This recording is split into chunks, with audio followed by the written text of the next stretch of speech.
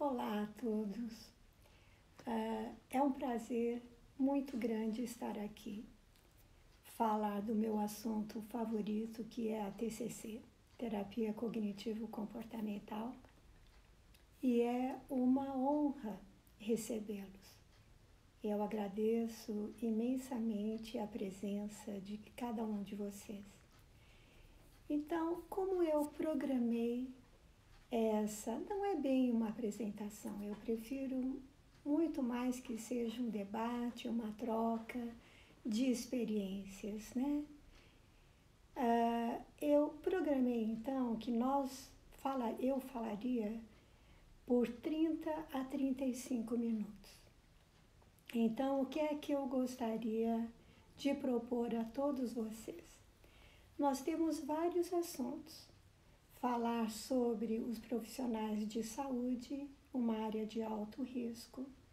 Falaremos sobre a população em geral, quero dizer, a população composta de pessoas que não são necessariamente profissionais de saúde. Falaremos dos transtornos mais comuns nessas duas populações, que são os transtornos de ansiedade e o transtorno depressivo. Eu apresentarei a vocês, então, o modelo cognitivo dessas duas classes de transtornos. Depois falarei ainda como é, de uma forma muito rápida, como a TC se aplica aos transtornos emocionais. Falaremos sobre o Covid-19, que não é uma situação que resulte de uma distorção cognitiva, mas que na realidade é uma situação verdadeiramente adversa, né? E eu tenho, para finalizar, uma série de sugestões de como vocês, profissionais, poderiam lidar com essa situação tão verdadeiramente adversa. São 6 sugestões que são baseadas no modelo cognitivo. Então, vocês veem, é impossível abordar todo este material nesse tempo que eu me determinei de 30 a 35 minutos. Então, o que é que eu proponho? Que eu vou começar com 30 a 35 minutos. Eu, então, interrompo onde eu estiver, dou a vocês a oportunidade de fazer perguntas e comentários, e aí eu proponho uma outra coisa a vocês, que no dia 29 de junho, que é segunda-feira da próxima semana, nós nos encontremos aqui novamente às 19 horas para continuar e finalizar o nosso assunto. Aí, possivelmente, com mais tempo, inclusive, para a contribuição de vocês. Então, pode ser que alguns entre vocês pensem, mas eu não vou estar aqui na segunda-feira que vem. Então, não tem problema, porque todo este material em forma de um artigo já está disponibilizado no site do ITC, que é o www.itcbr.com. Então, estamos combinados assim? Então, mãos à obra, né? Um princípio que vai nortear toda esta apresentação é a necessidade de profissionais de saúde e de saúde mental de cuidarem de si para poder cuidar de outros, de forma eficiente, de forma eficaz. O que não é fácil na nossa profissão. Por quê? Porque as nossas profissões de saúde e saúde mental são profissões de alto risco, que colocam uma demanda enorme sobre nós profissionais de saúde e de saúde mental. E neste momento da pandemia, do Covid-19, imaginem vocês a pressão, as demandas que são colocadas sobre os profissionais de saúde, os profissionais que nós denominamos de profissionais de linha de frente. Imaginem vocês o estado em que esses nossos colegas abnegados estão. Não é verdade? Quem são eles? Não apenas os médicos, mas também os enfermeiros, os técnicos, pessoal dos laboratórios. São também outras classes profissionais que acabam atuando em associação com a classe médica e a enfermagem, que são os fisioterapeutas, os psicoterapeutas como nós, assistentes sociais, fonoaudiólogos, terapeutas ocupacionais, outros profissionais de saúde mental e também os gestores, os colaboradores que cuidam da parte organizacional, da parte administrativa dos centros de atendimento aos portadores do Covid-19. Então, de repente, esses profissionais de saúde tiveram que enfrentar desafios enormes devido à pandemia, devido ao novo coronavírus. Eles foram forçados, de repente, a ampliar os seus limites, a negar a sua vulnerabilidade com altos custos físicos e psicológicos.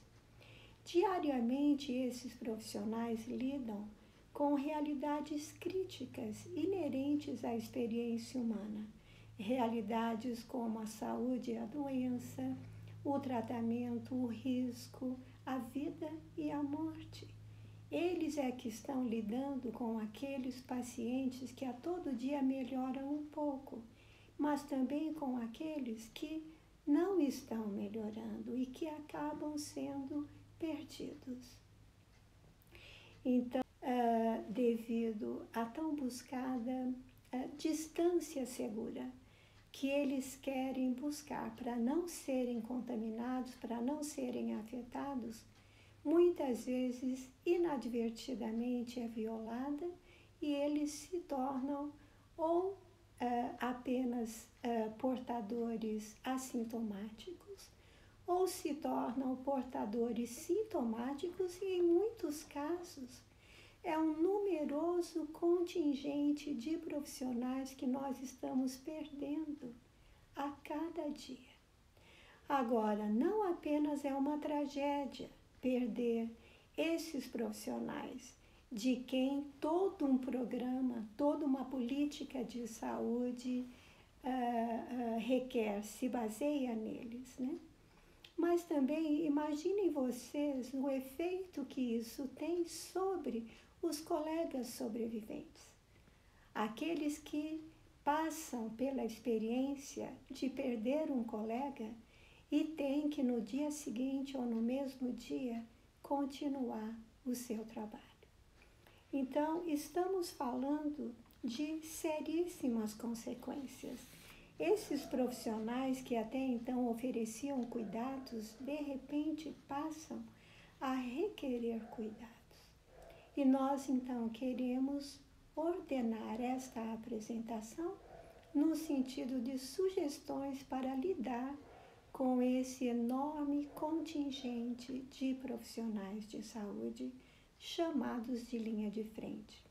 Essa denominação linha de frente, inclusive, dá a ideia de algo honroso, e realmente é honroso, mas não é unicamente positivo para essas pessoas fazerem parte da linha de frente. Eles estão se expondo.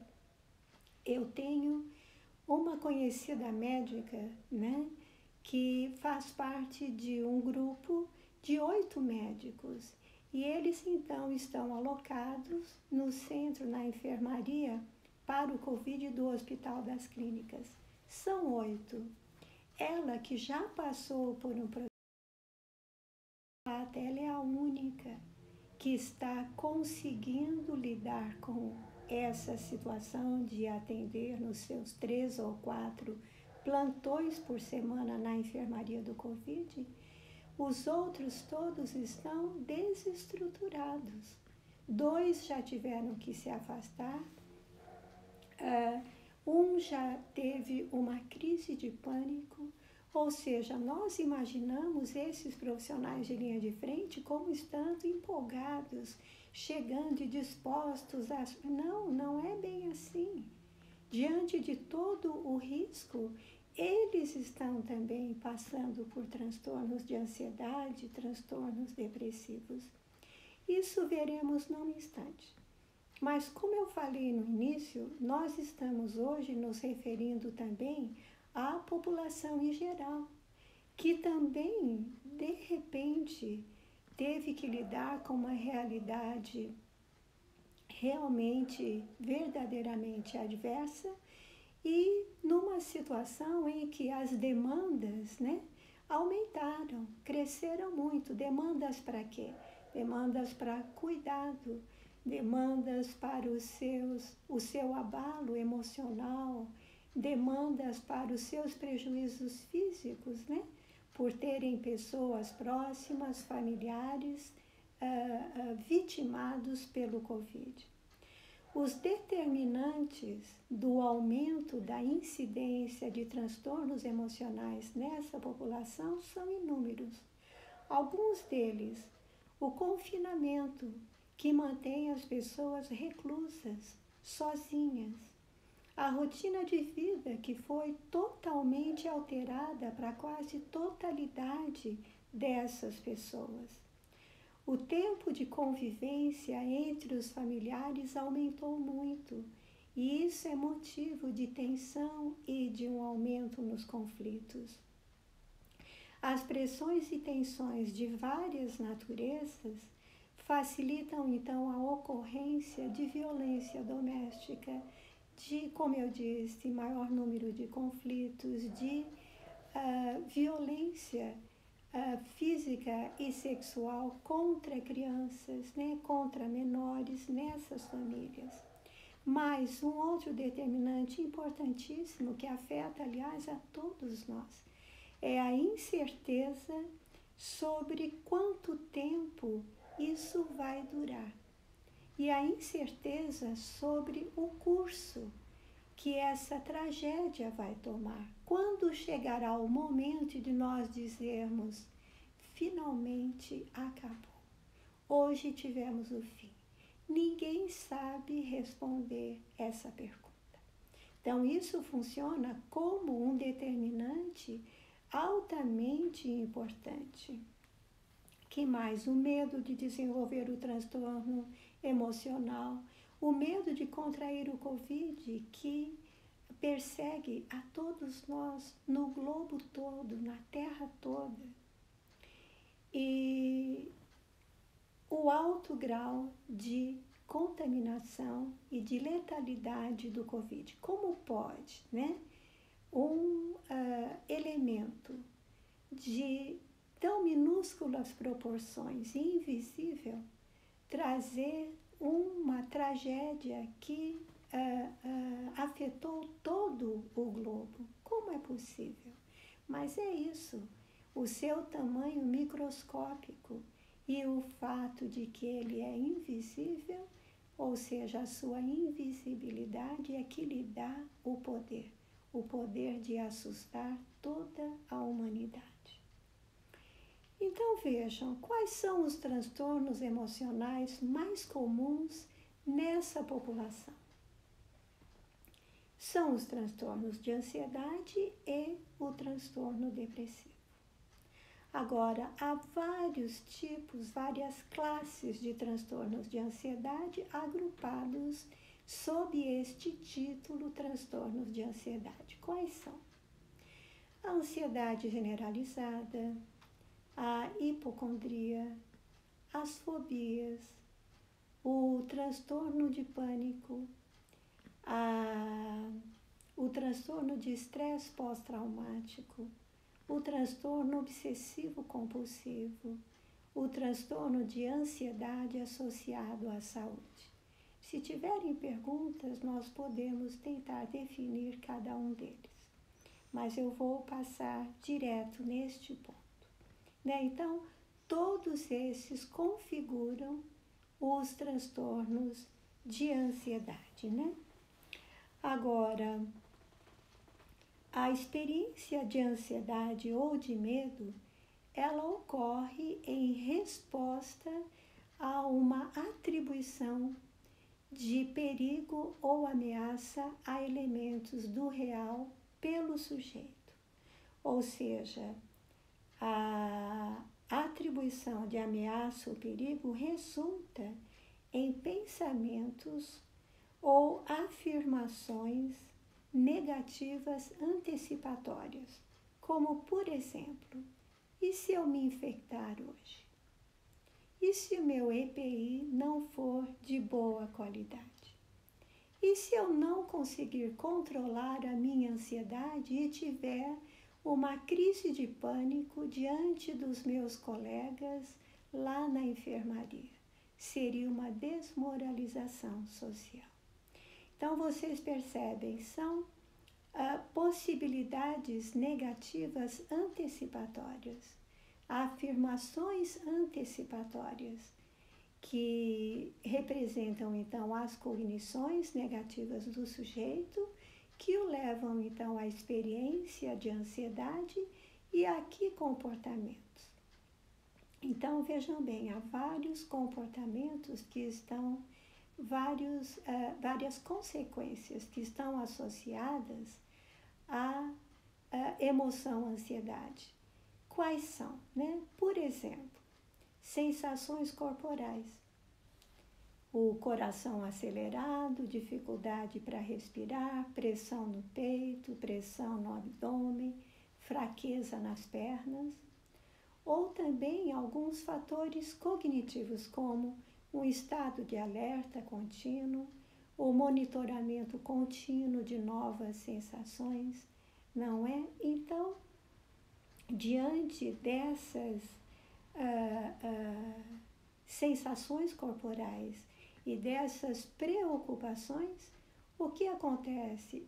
A pessoa, então, experiencia a ansiedade, porém, esses sintomas, essas sensações contribuem para a continuidade das atribuições catastróficas ao real, né? Agora, um fator que aumenta muito a ansiedade das pessoas são as informações insuficientes ou contraditórias veiculadas pela mídia, veiculadas por profissionais, veiculadas por incríveis experts. Então, o que prova que nós efetivamente não conhecemos o curso dessa doença, nem sabemos de que forma ela vai terminar, é o fato de que grandes e reconhecidos experts têm opiniões contraditórias referentes ao mesmo assunto. Isso nos mostra que efetivamente a resposta mais frequente à pergunta sobre o Covid é: eu não sei. Então, o modelo cognitivo de pânico, eu vou mencionar em particular, porque ele tem um modelo muito interessante e que vocês vão compreender, e principalmente o transtorno de pânico está muito mais frequente agora, segundo os ambulatórios, né, de pronto-socorro.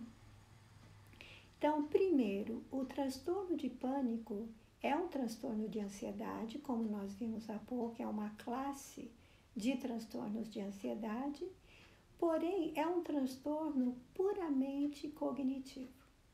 É um transtorno de processamento de informação e não um transtorno de origem biológica, como acreditam alguns profissionais.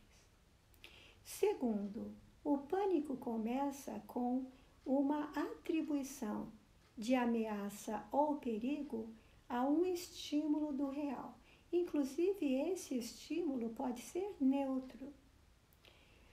Essa atribuição de ameaça ou perigo, ela ativa a ansiedade e as sensações físicas que tipicamente a acompanham.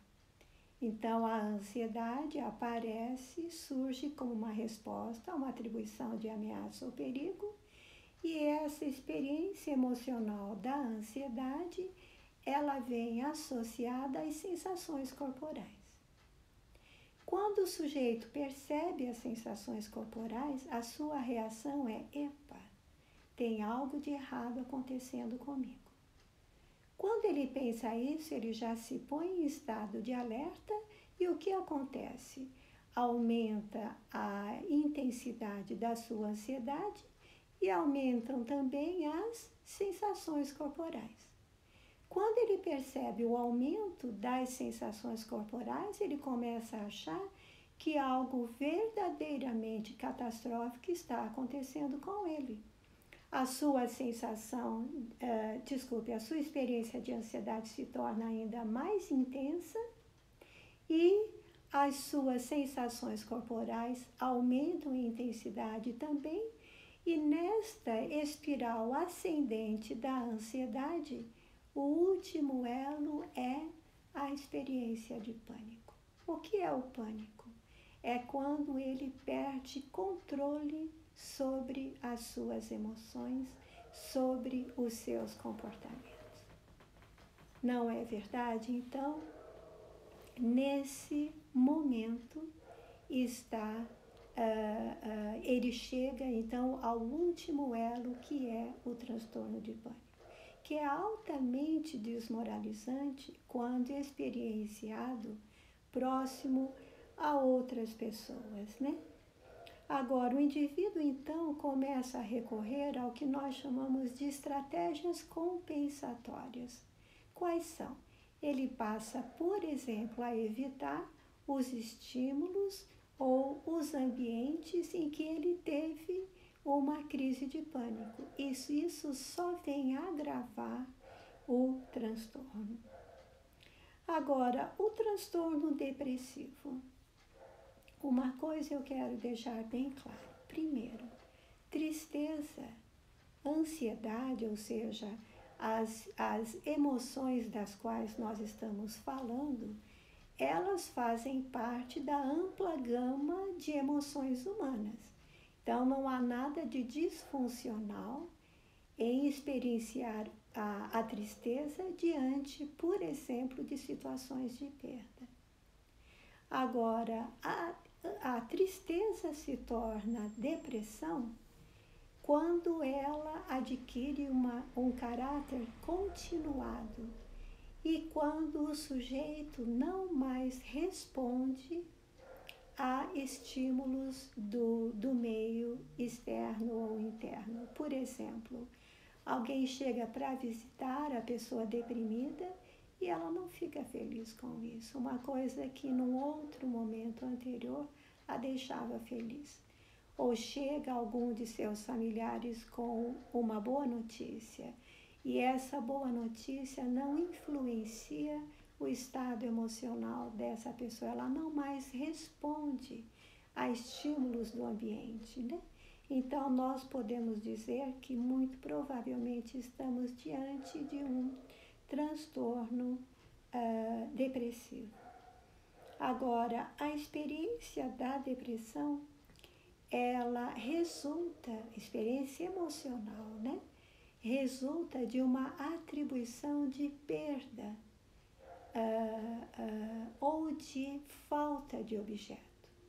Então, é quando a pessoa perde algo que tinha, ou então quando a pessoa não consegue ter algo que gostaria de ter, não consegue ser algo que gostaria de ser. Então, a experiência de perda ou a experiência de falta de objeto, então, pode resultar na experiência da depressão, da tristeza, que com o passar do tempo pode se tornar depressão. Agora, a depressão pode referir-se a diversas facetas da experiência do sujeito. Por exemplo, pode referir-se ao eu. eu não tenho coisas que gostaria de ter. Eu não tenho sucesso profissional que tem meu irmão. Eu não estou tendo os meus pedidos atendidos pela pessoa que organiza as escalas dos plantões aqui na enfermaria. Ou então todos eles são tão amigáveis uns com os outros e eu me sinto excluído. Então essas atribuições de perda ao real resultam na experiência de tristeza. Ou pode ser então atribuições de perda a elementos do real. Não é então o mundo não me acolhe, o mundo me rejeita, estou trabalhando tanto aqui e as pessoas não estão reconhecendo o meu esforço. Ou pode se referir ao futuro. Então, atribuições negativas, adversas, atribuídas ao futuro, como por exemplo, eu não conseguirei superar o trauma de ter trabalhado aqui. Eu não serei valorizado no futuro por tudo que eu estou fazendo neste momento. Não é? Então, a depressão, ela pode apresentar-se associada também às sensações. Sensação de desmotivação, sensação de cansaço, sensação de fome ou sono, falta de concentração, não é? E pode também ser acompanhada por comportamentos típicos, como comer de mais ou de menos, dormir de mais ou de menos, alienação social, ou seja, distanciamento social, ideação e comportamentos suicidas. Então, são elementos muito presentes na depressão, embora o elemento central para o suicídio não seja a depressão, mas sim a desesperança. Né? Um outro conceito muito interessante que significa que o presente não é bom e eu acredito que o futuro não será bom também, ou que o futuro será pior ainda. Então, é quando o futuro se torna um elemento que ativa a experiência emocional da depressão. Outros comportamentos associados à depressão, a inatividade, a indecisão, disfunções sexuais e outros comportamentos. Agora, a TCC e os transtornos emocionais. O modelo cognitivo-comportamental que fundamenta este artigo, ele propõe que a ansiedade e a depressão são respostas emocionais à forma negativa como o sujeito processa o real, como ele processa informação, o real interno a ele e o real externo também. E cabe, então, ao sujeito, com a ajuda de um profissional competente, buscar formas mais realistas, formas mais funcionais de interpretar ou representar o real interno e externo. Como podemos definir o que é funcional? Funcional é tudo aquilo que conduz à realização dos objetivos do sujeito. E disfuncional é tudo aquilo que concorre como um obstáculo à realização dos objetivos do sujeito. Então, o terapeuta cognitivo-comportamental e o paciente depressivo, colaborativamente, trabalham em direção a 3 objetivos terapêuticos. O primeiro é o que eu chamo de flexibilidade cognitiva. Então, desenvolver no paciente a capacidade para, diante de um evento adverso, diante de uma emoção adversa, uma emoção de depressão, procurar formas alternativas de pensar diante daquele evento para modular emoção. Assim como nós fazemos, todos nós que temos flexibilidade cognitiva. O segundo objetivo terapêutico seria o que chamamos de reestruturação cognitiva. Há elementos alojados no nosso inconsciente ou nossa memória implícita que nós chamamos de esquemas cognitivos. Então, nós pensamos, nós processamos informação, nós representamos o real através desses esquemas cognitivos e as suas respectivas crenças. Então, o portador de um transtorno depressivo é aquela pessoa que tem um sistema de esquemas e crenças disfuncional, rígido, que não é flexível, que não se atualiza diante de novas evidências. Então, nós, na realidade, como segundo objetivo terapêutico, queremos substituir esse sistema de esquemas e crenças disfuncionais por um sistema de esquemas e crenças mais funcional, para que a flexibilidade cognitiva possa, então, ocorrer. E como terceiro objetivo terapêutico, nós temos, eu estou vendo que está se aproximando o nosso limite aqui de tempo, não é? Mas então, como terceiro objetivo terapêutico, nós então temos a incumbência de promover no nosso paciente habilidades para a resolução de problemas. Por quê? Porque os estudos demonstram que depressivos, ansiosos, pacientes suicidas, pacientes com problemas de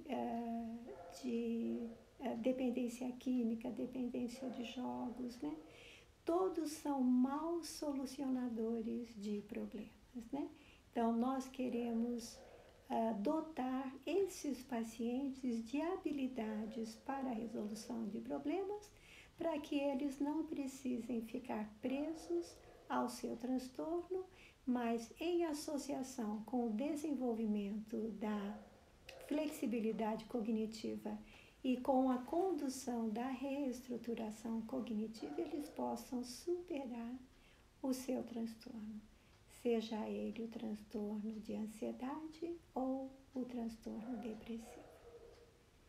Então, eu espero que esta breve apresentação, né, tenha sido útil para vocês, que vocês também, obviamente, têm as suas opiniões, né, ou podem ter as suas dúvidas. Então, agora temos 10 a 15 minutos para as suas perguntas, para os seus comentários. Então, vamos lá. Bom, uma pergunta aqui já enviada foi, em primeiro lugar, agradecer às 66 pessoas aqui presentes. E já recebemos aqui, então, algumas perguntas. Como podemos diferenciar entre tristeza e depressão? Muito bom. Então, conforme nós dissemos ainda há pouco, a depressão seria a consequência de uma tristeza continuada. Quer dizer, a pessoa passa por uma situação de perda, se sente triste, fica temporariamente, o que nós acreditamos que seria temporariamente disfuncional, não operante, e nós acreditamos que com os dias e semanas isso irá melhorar. No entanto, 6 meses depois, essa pessoa ainda está no mesmo estado emocional em que ela havia se envolvido quando da situação de perda, né? Então, a depressão, na realidade, é um estado continuado de tristeza e que não responde, que não é influenciado por eventos internos ou externos, como, por exemplo, eu disse há pouco, uma boa notícia, ou uma boa notícia para uma outra pessoa, um familiar, por exemplo, né? E a depressão, ela pode ser identificada de acordo com medidas objetivas, né? Que são as escalas de depressão. A que nós mais usamos é o BDI, o Beck Depression Inventory, né? O inventário de depressão de Beck. E lá nós temos todos os sintomas mais comuns da depressão. Então, a tristeza, que após bastante tempo ainda está presente, dificuldade de concentração, dificuldade de decisão, a indecisão, o distanciamento social, distanciamento familiar, o comer a mais ou a menos, o dormir mais ou menos, enfim, né, disfunções sexuais, como eu mencionei há pouco. Enfim, essas escalas têm os sintomas mais comuns. Então, são muito úteis na classificação, obviamente, por um profissional, né, daquelas dificuldades do paciente que se apresenta, como configurando verdadeiramente um quadro de depressão que requer, que exige cuidados. Vamos lá, mais uma então. Como um profissional linha de frente saberá o momento de pedir uma ajuda profissional? Bem, também, quando ele passar a apresentar os sintomas da depressão, conforme eu acabei de apresentar, ou sintomas de um quadro de ansiedade, né? Então, nós temos sintomas físicos, que são um calor que independe do ambiente externo, da temperatura externa, ou tremor, ou sensação de sufocamento, ou dificuldade para respirar, ou tem também os sintomas cognitivos de ansiedade, né? Que são a preocupação excessiva, o pensar no futuro de forma ameaçadora, essas cognições antecipatórias de ameaça ou perigo. Então, são alguns dos sintomas que nós encontraremos em algumas escalas de ansiedade. Então, se a pessoa tem acesso, né, for um profissional de saúde, por exemplo, pode até ter acesso a essas escalas, né? Se não for um profissional da área de saúde, então um profissional da área de saúde é quem estabeleceria se ali existe mesmo um transtorno de ansiedade ou um transtorno depressivo. Mas há outros sinais, né? Que é o cansaço, a desmotivação para o trabalho, quando a pessoa percebe que começou a abusar da ingestão de álcool, quando começa a comer a mais ou a menos, quando não suporta muito a convivência com outras pessoas, começa a se afastar da família, do social, quando a pessoa já não aceita convites, quando a pessoa se esquiva de momentos de convivência, enfim, né? Então, quando há uma mudança no seu padrão cognitivo, né? No seu padrão de crenças e pensamentos a respeito do real, e quando há uma mudança também súbita nos seus padrões de comportamento. A irritabilidade também, embora não pareça, é um sintoma de depressão, pode também ser considerado um sintoma de depressão. Então, nesse momento, nós aconselharíamos o profissional a buscar ajuda. E não há nada que pareça um demérito, né? Uma falta de mérito para esse profissional de saúde ele próprio necessitar de cuidados. Nada. Muito pelo contrário. Ele tem que cuidar de si para cuidar de outros, que é o tema desse nosso encontro. Não é verdade? A imagem que me vem à cabeça é quando nós estamos, por exemplo, fazendo uma viagem aérea, né? E nós ouvimos na apresentação dos elementos de segurança, né? Quando nos dizem, em caso de despressurização da nave e caírem as máscaras de oxigênio, você primeiramente põe a sua para então ajudar uma outra pessoa, uma criança, por exemplo, a colocar a sua máscara. Então, da mesma forma, é o Dr. Frank Datilio que usa essa metáfora, essa imagem, e que eu considero extremamente ilustrativa. Nós somos profissionais que estamos atuando numa área profissional de alto risco. Nós lidamos com questões profundas da experiência humana. Em psicoterapia, nós lidamos muitas vezes com as pessoas mais perturbadas, né, que existem. Então, há muita demanda sobre nós. Então, não é nenhum demérito buscar uma ajuda, cuidar de si, para então poder cuidar dos outros que necessitam da nossa ajuda. Eu acho. Entrou mais uma que eu acho que tá aqui. Vamos lá.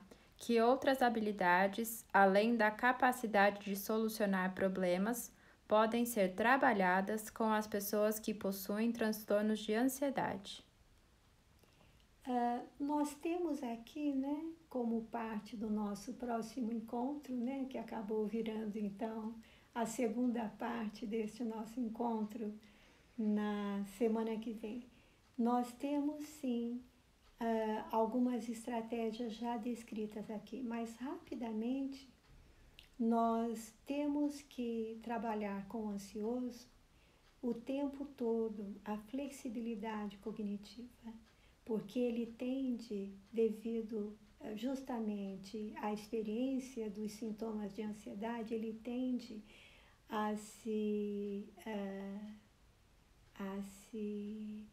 a permanecer, a se grudar, enfim, né, na sua forma de encarar o real e de reagir ao real.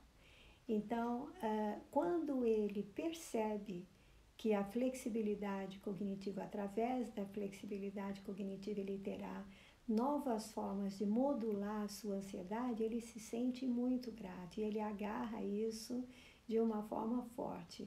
O único problema nosso é levá-lo a esta situação de falta de segurança quando ele abandona uma forma de processar o real, mas ainda não tem proficiência na outra, né? Então, a gente conseguindo fazê-lo passar da inflexibilidade cognitiva para a flexibilidade cognitiva como uma forma de modular a ansiedade, né? Quando conseguimos, já temos um bom caminho andado, né? Temos também que desafiar os seus esquemas e crenças de vulnerabilidade, que o levam a atribuir um sentido exagerado de ameaça ou perigo a elementos, até elementos neutros do real, né? Essa seria uma outra forma. E como a própria colega nos recordou, né? Então, habilidades para a resolução de problemas, sim, porque pessoas que estão num transtorno de ansiedade ou num transtorno depressivo têm muita dificuldade para gerar, para definir um problema, para definir uma meta correspondente àquele problema, para definir, gerar estratégias alternativas de resolução que vão levá-lo desde o problema até a meta, não é? Então, o que nós percebemos é que portadores de transtornos emocionais não têm um déficit em habilidades para a resolução de problemas. Então, uma boa parte do nosso trabalho também é dedicado a isso. E temos outras estratégias, né? Como deslocamento de atenção, nós temos a distração, nós temos os testes de realidade, mas tudo isso nós falaremos com muito mais detalhes na próxima segunda-feira, dia 29, né? Às 19 horas, né? Então, eu gostaria agora de começar a terminar, né? Então, se alguém tiver alguma pergunta de última hora, nós ainda podemos acolher. Se não, uma pergunta. Vamos lá, teve mais uma que entrou aqui. Ok. De que Ai, forma... que bom. Eu adoro perguntas, né? Vamos lá, de que forma podemos lidar com a ansiedade e tristeza de nossos filhos que viram suas liberdades tolhidas e viram suas rotinas transformadas? Então, esse é um dos nossos grandes problemas, né? Então, não só isso, uma coisa que está agravando muito a experiência das crianças é o fato de que eles estão confinados muitas vezes em ambientes pequenos. E então, não só a sua liberdade é tolhida, mas eles se tornam vítimas de críticas, de irritação dos adultos que compreensivelmente também estão tendo dificuldades para lidar, né? Então, essas crianças, nós já entramos num outro assunto que é tema de um outro curso nosso, que é a prevenção de transtornos em crianças e adolescentes, né? Então, as nossas crianças têm que, primeiro, ter um autoconceito positivo. A criança que tem um autoconceito positivo, que se considera capaz, por exemplo, né? Ela absorve muito melhor uma crítica ou uma chamada de atenção. E essa chamada de atenção ou crítica não abala o autoconceito positivo que ela já tem.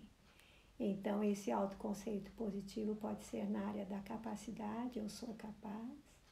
Na área da adequação, eu sou bacana, eu falo legal, eu me porto legal, meus amigos me valorizam, né? Eu não sou inferior a ninguém.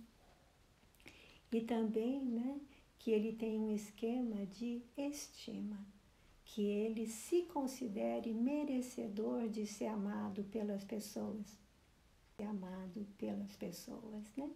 Então, acreditando-se capaz, adequado e amado, essa criança estará mais disposta, mais aberta às correções, às orientações e às tentativas de discipliná-las por parte dos adultos, né? E os adultos têm também que procurar mimetizar o ambiente ideal da criança anterior, agora nesse ambiente tão diferente, não é? Tentar, então, montar cantinhos de brinquedo em plena sala. Eu sei que isso não é permitido, mas agora vamos permitir, né? Vamos colocar as crianças em lives, né? Eu sei de criança de 4, 5 anos que fazem lives com seus amiguinhos, né? Aliás, outro dia uma dessas crianças de 6 anos, que por acaso é meu neto, estava fazendo briga de travesseiro numa live. Quer dizer, ele aqui de um lado com o travesseiro, o amiguinho no outro lado, e eles rindo de montão, se divertindo muito, né? Jogando os travesseiros contra a cama, quase contra a tela da televisão, mas uma forma muito criativa. Por quê? Porque são crianças que, apesar da adversidade, estão se mantendo motivadas, estão se mantendo em equilíbrio, né? Mas muito boa pergunta. Fico feliz de termos ficado para mais uma. Mas agora, efetivamente, eu começo a me despedir, porque o nosso programa aqui vai nos cortar em mais alguns minutos, né? Então, foi realmente muito gostoso, muito prazeroso estar aqui. Eu espero que tenha sido para vocês também e eu não vejo hora de revê-los na segunda-feira que vem, às 19 horas, para falarmos de intervenção. Venham munidos de perguntas, comentários para fazermos um verdadeiro debate. Um grande abraço a todos vocês. Uma excelente semana. Nos vemos.